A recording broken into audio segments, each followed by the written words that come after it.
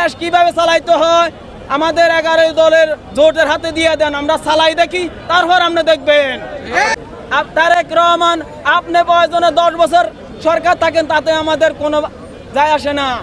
আপনি ইসলাম অনুযায়ী দেশ চালাবেন, সুন্দরভাবে দেশ চালাবেন। সুন্দরভাবে দেশ যদি না চালাইতে পারেন, আগের থেকে সম্মানের সহিত নামি যান। দেশ কিভাবে চালাইতে হয় আমাদের 11 দলের জোটের হাতে দিয়ে দেন, আমরা চালাই দেখি, তারপর আপনি দেখবেন। অভিজ্ঞতা আছে কিনা সরকার চালানোর মতন? 100% অভিযোগ আছে। অভিজ্ঞতা আছে কিনা?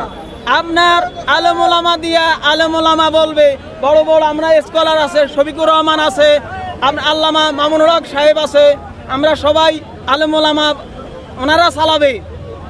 আপনি চালাবেন, আমাদের কথা মতন চলবেন, একসাথে চলবেন, ন্যায় নীতিভাবে চলবেন।